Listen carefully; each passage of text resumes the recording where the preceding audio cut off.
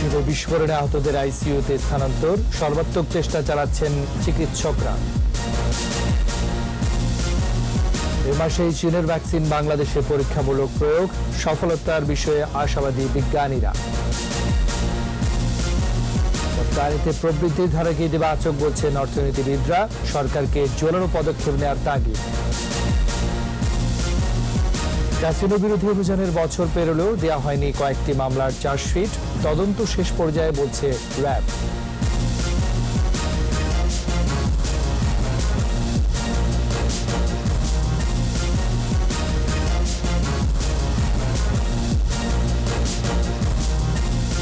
শুনছিলেন first security ইসলামী bank limited সংবাদ শিরোনাম। সবাইকে আমন্ত্রণ জানাচ্ছি দুপুর 2টার 21 সংবাদের সাথে আছে আমি রাজীব জামান। আর দর্শক, 21 টেলিভিশনের সংবাদ একই সাথে সরাসরি দেখতে পাবেন আমাদের ফেসবুক পেজ www.facebook.com/2124 অনলাইনে। নারায়ণগঞ্জে মসজিদে বিস্ফোরণের ঘটনায় চিকিৎসাধীন সবাইকে আইসিইউতে স্থানান্তর করা হয়েছে। সবার শ্বাসনালী পুড়ে যাওয়ায় সর্বাত্মক চেষ্টা চালানো হচ্ছে বলে জানান চিকিৎসকেরা। আদিত্য মামুনের রিপোর্টে বিস্তারিত।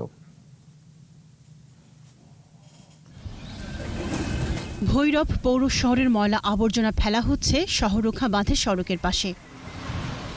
এছাড়া মাছের আড়ত। দর্শক, আমরা দুঃখিত, রিপোর্টে আমরা একটু পরেই আবারও আপনাকে দেখানোর চেষ্টা করছি। চলে যাচ্ছি পরের খবরে। গাজীপুর ও আশপাশের এলাকা আধুনিক, পরিকল্পিত এবং আকর্ষণীয় করে গড়ে তুলতে গাজীপুর উন্নয়ন কর্তৃপক্ষ বিল পাশ হয়েছে। একাদশ জাতীয় সংসদের নবম অধিবেশনে গৃহায়ন ও গণপূর্ত প্রতিমন্ত্রী শরীফ আহমেদ বিলটি সংসদে উত্থাপন করলে তা কণ্ঠভোটে পাশ হয়। প্রকৌশল প্রতিষ্ঠানের সমন্বয় সাধন, গবেষণালব্ধ ফলাফল বাণিজ্যিকীকরণ এবং আমদানিকৃত প্রযুক্তি গ্রহণ সহ বিভিন্ন কারণে এসব প্রতিষ্ঠানের গবেষণা কার্যক্রমের মধ্যে সম্পর্ক স্থাপনের জন্য বাংলাদেশ প্রকৌশল গবেষণা কাউন্সিল বিল সংসদে পাশ করা হয়। বিলটি সংসদে উপস্থাপন করেন বিজ্ঞান ও প্রযুক্তি মন্ত্রী স্থপতি ইয়াসেফ ওসমান। তাছাড়া Bangladesh reference institute for chemical measurement বিলও পাশ হয় সংসদে।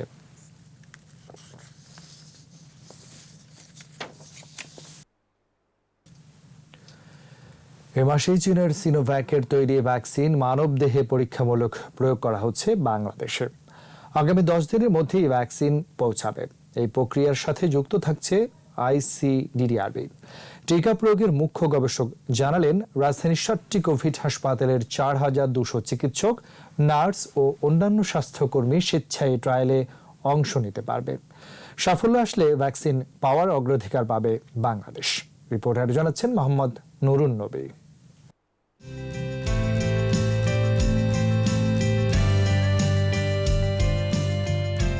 বেশ আগে থেকে আলোচনায় ছিল চীনের টিকার পরীক্ষামূলক প্রয়োগের বিষয়টি। সরকারের অনুমতি পাওয়ার পর দ্রুতই কাজ শুরু হবে। আর পুরো কাজটি হবে আন্তর্জাতিক উদারময় গবেষণা কেন্দ্র আইসিডিডিআরবির তত্ত্বাবধানে। এ প্রক্রিয়ায় টিকাটি কতটা নিরাপদ ও কার্যকর তার বিশ্লেষণ ও পর্যালোচনা করা হবে। প্রথম 2 ধাপে প্রাণীদেহে ভ্যাকসিন প্রয়োগের ফলাফলের তথ্য উপাত্তের সফলতা মেলে। এ পর্যায়ে মানবদেহের পরীক্ষামূলক প্রয়োগে সফলতার বিষয়েও আশাবাদী বিজ্ঞানীরা। চুক্তি অনুযায়ী শুধু স্বাস্থ্যকর্মীরা ট্রায়ালে অংশ নিতে পারবে। বিজ্ঞানীরা বলছেন, গবেষণার ফল পেতে সময় লাগবে কম করে হলেও 6 থেকে 8 মাস। এই ভ্যাকসিনটি ইতিপূর্বে চায়নাতে প্রিক্লিনিক্যাল স্টাডি হয়েছে অ্যানিমেলের উপর। তারপরে তারা ফেজ 1 স্টাডি করেছে 144 জনের উপর, এবং এর পরবর্তীতে 600 জনের উপর ফেজ 2 স্টাডি সম্ভব হয়েছে। এবং পরে দেখা গেছে ভ্যাকসিনটি নিরাপদ এবং এতে মানুষের দেহে প্রতিরোধ ক্ষমতা গড়ে তোলে। রেজাল্ট আসতে আসলে আমরা দেখি যে কি পরিমাণ কোভিড টেস্ট হচ্ছে। তারপরে যদি বেশি কোভিড টেস্ট পাওয়া যায় তখন আগে আমরা ডাটা অ্যানালিসিস আরম্ভ করে দিব। আমরা আশা করি যে ভ্যাকসিনটা নিরাপদ হবে এবং কার্যকরী ভূমিকা গ্রহণ করবে। ক্লিনিক্যাল ট্রায়ালে সফলতা মিললে ভ্যাকসিন প্রাপ্তিতে অগ্রাধিকার সহ প্রযুক্তি নিয়ে ভ্যাকসিন উৎপাদনে যেতে পারবে দেশের ফার্মাসিউটিক্যালস কোম্পানিগুলো। সিনোভ্যাক পরিষ্কার বলে দিছে যে বাংলাদেশের একটি লোকাল কোম্পানিকে তারা এই প্রযুক্তি স্থানান্তর করবে, যাতে তারা ভ্যাকসিনটা প্রোডাকশন করতে পারে এবং যাতে পরবর্তীতে সুলভ মূল্যে এটা অ্যাভেলেবল হয়। তারা বলছে 10 দিনের মধ্যে ভ্যাকসিনটা বাংলাদেশে চলে আসবে। সেফলি যদি বলেন, আমরা আশা করছি যে এই মাসের মধ্যে স্টাডিটা শুরু করতে পারবো। কারণ আসার পরে আমাদের আর কিছুদিন সময় লাগবে রেডি হইতে। এর আগে সিনোভ্যাক বায়োটেকের টিকার ট্রায়াল হয়েছে ব্রাজিল, ইন্দোনেশিয়ায়, তুরস্ক, সৌদি আরব ও চিলিতে পরীক্ষার প্রস্তুতি চলছে। মোহাম্মদ নুরুন নবী, 21 টেলিভিশন, ঢাকা। দর্শক, সংবাদের শুরুতেই জানাচ্ছিলাম নারায়ণগঞ্জে মসজিদে বিস্ফোরণের ঘটনায় চিকিৎসাধীন সবাইকে আইসিইউতে স্থানান্তর করা হয়েছে এবং চিকিৎসকরা সর্বাত্মক চেষ্টা চালাচ্ছেন তাদের সুস্থ করার জন্য। সংক্রান্ত প্রতিবেদনটি আমাদের হাতে এসে পৌঁছেছে, আমরা দেখে নিচ্ছি প্রতিবেদনটি। নারায়ণগঞ্জের ফতুল্লায় এসি বিস্ফোরণের ঘটনায় আহতদের উন্নততর চিকিৎসা সেবা দেয়া হচ্ছে শেখ হাসিনা জাতীয় বার্ন ও প্লাস্টিক সার্জারি ইনস্টিটিউটে। স্বজনদের আর্জি যেন সুস্থ হয়ে ফিরে আসে তাদের সন্তান। আল্লাহ দিলে ভালোই দেখলাম, যদি আল্লাহ গলের ওষুধ পানি ভালো দেয় আর একটু ট্রিটমেন্টটা ভালো করে, তাই আল্লাহর কাছে চাই যে আমার ছোট জামাইটা থাক, ভিক্ষা চাক, আমি একটা ভরসা চাই। ডাক্তাররা বলছে ইনশাল্লাহ ভালো আছে, দোয়া করেন। ওরা বলে ঠিক বাবা, আগুন ফোড়া রুগী, এই মুহূর্তে কথন পারমিশন নাই। গেল কয়েকদিনে চিকিৎসা সেবায় একজন সুস্থ হয়ে বাড়ি ফিরলেও এখনও অনেকেই চিকিৎসাধীন। চিকিৎসকরা বলছেন সবার শ্বাসনালী পুড়ে যাওয়ায় অবস্থা আরও সংকটাপন্ন।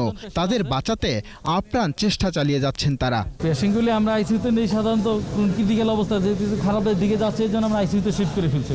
আমরা আমাদের হাইয়েস্ট চেষ্টা করতেছি এগুলি যে কয়েকজনকে বাঁচানো যায় কিনা, আমরা আশা করতেছি হয়তো পারবো সেদিকে। পুড়ে যাওয়া ছাড়াও আরও কিছু সমস্যার কারণে সবাইকে আইসিইউতে স্থানান্তর করা হয়েছে।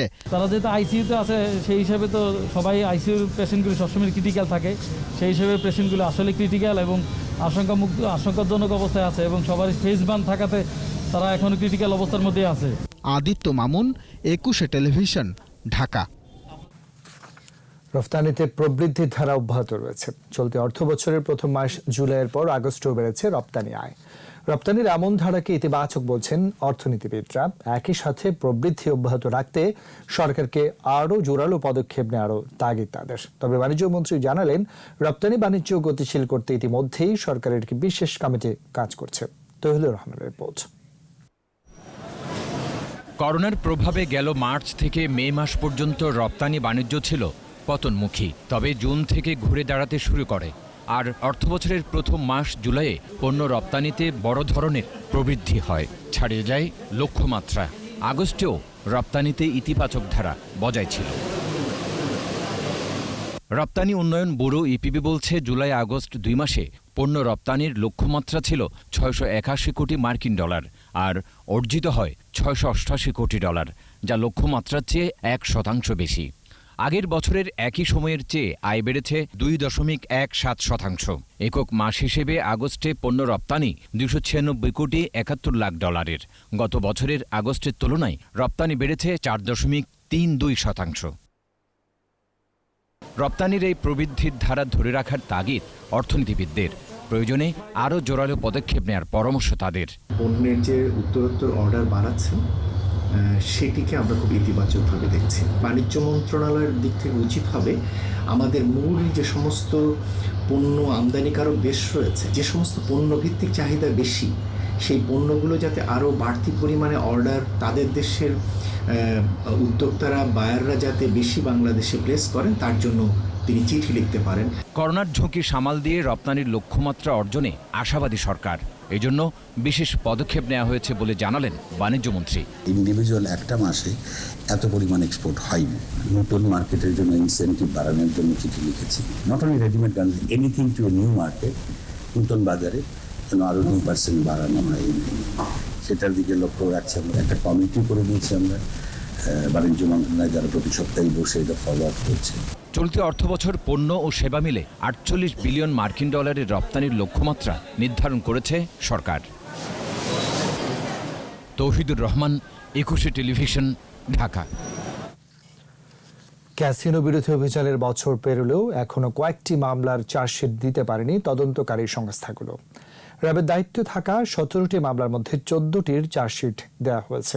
বাকি 3টি মামলার তদন্ত শেষ পর্যায়ে শিগগিরই অভিযোগপত্র দেওয়া হবে বলে জানিয়েছে র্যাব। সাইদুল ইসলাম রিপোর্ট। সরকারের দুর্নীতি বিরোধী অভিযানের অংশ হিসাবে গত বছরের সেপ্টেম্বরে ঢাকার ক্লাবপাড়ায় অভিযান চালায় র্যাব ও মাদকদ্রব্য নিয়ন্ত্রণ অধিদপ্তর। ফকিরাপুলের ইয়াং মেন্স ক্লাব, মতিঝিলের ওয়ান্ডার্স ক্লাব, গুলিস্তানের মুক্তিযোদ্ধা সংসদ ক্রিয়া চক্রসহ বেশ কয়েকটি ক্লাবের ক্যাসিনো ব্যবসা সামনে চলে আসে। ক্লাবগুলো সিলগালা করা হয়। উদ্ধার করা হয় বিপুল পরিমাণ মাদক দ্রব্য, নগদ টাকা, জাল টাকা, জুয়ার সামগ্রী সহ নেশাজাতীয় দ্রব্য।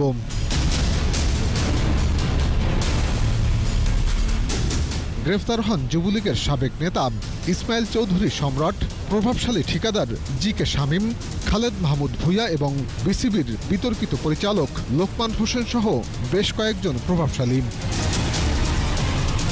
আটক ব্যক্তিদের বিরুদ্ধে মাদক, অস্ত্র ও বিশেষ ক্ষমতা আইনে ৩২টি মামলা করা হয়। এর মধ্যে ১৭টির তদন্ত করছে র্যাব। আসামিরা প্রভাবশালী হলেও তদন্তে কোনো প্রভাব পড়েনি বলে জানালেন র্যাবের এই কর্মকর্তা। আমরা কোনো ধরনের চাপ, কোনো ধরনের প্রভাবমুক্ত হয়ে আমরা মামলা তদন্ত করেছি এবং তদন্তের ফলাফল অনুযায়ী আমরা চার্জশিট প্রদান করেছি।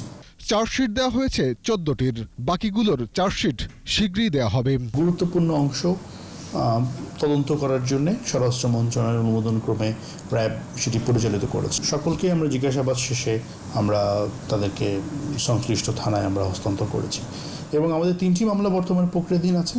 আমরা আশা করছি আমরা যথাসময়ে মামলাটি তদন্ত কাজ শেষে আমরা জমা দিতে পারবো বলে আমরা প্রত্যাশা করি। ক্যাসিনো কাণ্ডে আইন শৃঙ্খলা বাহিনী ছাড়াও দুর্নীতি দমন কমিশন বেশ কয়েকটি মামলা করে। সেগুলোর বেশিরভাগই এখন অনুসন্ধানের পর্যায়ে। উল্লেখযোগ্য পরিমাণ টাকা বিদেশে ইতিমধ্যে পাচার করা হয়েছে। সিআইডি মানি লন্ডারিং এর মামলার বিষয়ে তদন্ত করে থাকে। সাইদুল ইসলাম, ২১ টেলিভিশন, ঢাকা। স্বাস্থ্যবিধি মেনে চলুন, সুস্থ থাকুন। নিচ্ছে বিরতি, যখন ফিরছে তখন অন্যান্য খবরের সঙ্গে আরো থাকবে। ইউএনও ওয়াহিদার শারীরিক অবস্থার উন্নতি, হামলার ঘটনায় আরো 2 জন আটক। দুপুর 2টার 21 সংবাদ। সরকার পরিবর্তন চাইলে আগামী নির্বাচন পর্যন্ত অপেক্ষা করতে হবে। সরকারি বাসভবন থেকে বিআরটিএ প্রকল্প পর্যবেক্ষণে ভিডিও কনফারেন্সে এসব কথা বলেন আওয়ামী লীগের সাধারণ সম্পাদক ওবায়দুল কাদের। আন্দোলনের মাধ্যমে সরকার পরিবর্তনের পরিস্থিতি দেশে নেই বলেও মন্তব্য করেন তিনি। মির্জা ফখরুল সাহেব দেশে এখন সরকার পরিবর্তন চেয়েছেন। আমি তাকে বলতে চাই, পরিবর্তন চাইলে নির্বাচন ছাড়া অন্য কোনো সুযোগ বা পথ নেই। সেক্ষেত্রে আপনাদের আগামী নির্বাচন পর্যন্ত অপেক্ষা করতে হবে। গণতান্ত্রিক শাসন ব্যবস্থা নির্বাচনের মাধ্যমেই সরকার পরিবর্তন হয়, অন্য কোনো পথ দিয়ে নয়। দুর্বৃত্তদের হামলায় আহত দিনাজপুরের ঘোড়াঘাটের উপজেলা নির্বাহী কর্মকর্তা ওয়াহিদা খানমের শারীরিক অবস্থা সব প্যারামিটারেই উন্নতি হয়েছে। তিনি সুস্থ স্বাভাবিক আছেন এবং তরল খাবার খাচ্ছেন। রাজধানী national institute of neuro science হাসপাতালে ওয়াহিদার মেডিকেল বোর্ডের প্রধান ডাক্তার মোহাম্মদ জাহেদ হোসেন সাংবাদিকদের এসব কথা জানান। নিরাপত্তার কারণে ওয়াহিদাকে এইচডিইউ থেকে স্থানান্তর করা হচ্ছে না, তবে কেবিনে নেয়ার বিষয়ে আগামীকাল সিদ্ধান্ত হবে বলে জানান ডাক্তার জাহেদ।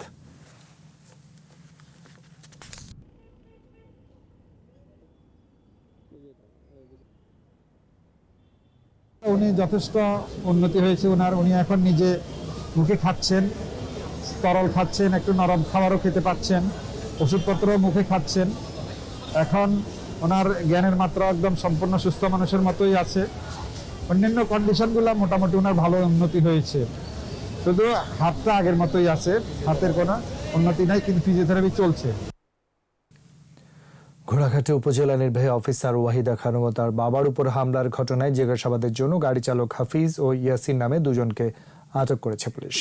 গতরাতে আটকের পর তাদের জিজ্ঞাসাবাদ করা হচ্ছে। এর আগে গৃহকর্মী জবেদা ও আশুলাকে জিজ্ঞাসাবাদের জন্য আটক করলেও জবেদাকে ছেড়ে দেয় পুলিশ। এছাড়া প্রধান আসামি আসাদুলের ছোট ভাই আশরাফুল, বাগানের মালি সুলতান কবির এবং পিয়ন শ্যামল কুমারকে শনিবার থেকে পুলিশ হেফাজতে রেখে জিজ্ঞাসাবাদ করা হচ্ছে।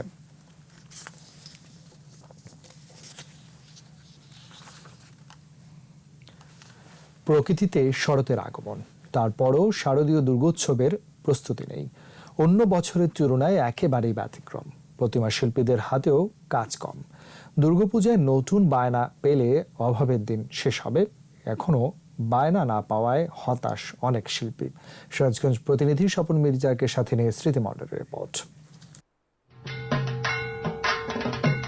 শরতের নীল আকাশের নিচে হালকা বাতাসে কাশফুল দুলুনি আর শিউলির শুভ্রতা জানান দেয় মা আসছেন। দুর্গতি নাশিনী দেবী দুর্গার আগমনী সুরে প্রকৃতিতে উৎসবের আমেজ। শরতের আভাস পেলেই মাকে বরণ করে নিতে শুরু হয় তোড়জোড়। প্রতিমা শিল্পীরা বলছেন, অন্যান্য বছর পুজোর 2 মাস আগেই প্রতিমা গড়ার বায়না হয়ে যায়, কিন্তু এবারের চিত্র ভিন্ন। 6 মাসে এখনো কাজ হয় নাই, আমাদের অন্য কোনো ব্যবসা নাই, এই প্রতিমা কাজ করে আমাদের পেট চালাতো। সারা বছরই কোনো না কোনো পুজোর আয়োজন চলে এই বাংলায়, আর প্রতিমা গড়েই জীবন চলে শিল্পীদের, কারণ আর কোনো কাজ জানেন না তারা। বংশ পরম্পরায় প্রতিমা গড়ছেন। করোনায় থমকে গেছে শিল্পীদের উপার্জনের পথ। কিন্তু এখন পর্যন্ত আমাদের বায়না পড়েনি, এবং কতটুকু পড়বে তাও আমরা জানি না। তো বিশেষ করে আমরা বায়নার অপেক্ষায় বসে আছি যে যদি বায়না পড়ে, দুর্গাপূজা হয়, তাহলে হয়তো আমাদের জীবিকা নির্বাহ করা একটু সহজ হবে কিছুটা। করোনার 6 মাস ধরেই কাজ বন্ধ, কারিগরদের বেতন দিতে পারছেন না, পরিবার পরিজন নিয়ে কাটছে অসহায় দিন। আমাদের অবস্থা খুব কঠিন। আমাদের মনে করেন খের কেনা, বাঁশ কেনা, এগুলো তো কিনবেরই পারতেছি না। কর্জ টর্জ করে কারো কাছে হাওলাত টালাত করে নিয়ে করতেছে আর কি। এইবার এখন তো কেউ টাকা দিচ্ছে না। আমরা যত বছর কাজ করছি এইভাবে কোনোদিন অর্ডার হয়নি এবং এই রকম সমস্যায় পড়ে নেই। আমাদের আগেরও কিছু কিছু প্রতিমা পূজা বন্ধ আছে। অন্য বছর এতদিন আমাদের অর্ডার শেষ হয়ে যেত আর কি, অর্ডার নিতাম না। দুর্গাপুজোর প্রতিমা গড়ার বায়না পেলেই দুর্দিন কাটবে, ঘুচবে অভাব, আর মায়ের আগমনে ধরণী ফিরে পাবে প্রাণ, কাটবে মহামারীর কাল। এই প্রত্যাশায় দিন গুনছেন ভক্তরা। স্মৃতিমণ্ডল, 21 টেলিভিশন, ঢাকা। আর এরই সাথে শেষ করছি দুপুর 2টার 21 সংবাদ। যাবার আগে ফার্স্ট সিকিউরিটি ইসলামী ব্যাংক লিমিটেড সংবাদ শিরোনামগুলো জানাচ্ছি আরও একবার। মসজিদে বিস্ফোরণে আহতদের আইসিইউতে স্থানান্তর, সর্বাত্মক চেষ্টা চালাচ্ছেন চিকিৎসকরা। এমাসেই চীনের ভ্যাকসিন বাংলাদেশে পরীক্ষামূলক প্রয়োগ, সফলতার বিষয়ে আশাবাদী বিজ্ঞানীরা। রপ্তানিতে প্রবৃদ্ধির ধারাকে ইতিবাচক বলছেন অর্থনীতিবিদরা, সরকারকে জোরালো পদক্ষেপ নেওয়ার তাগিদ। ক্যাসিনো বিরোধী অভিযানের বছর পেরিলেও দেওয়া হয়নি কয়েকটি মামলার চার্জশিট, তদন্ত শেষ পর্যায়ে বলছে র্যাব।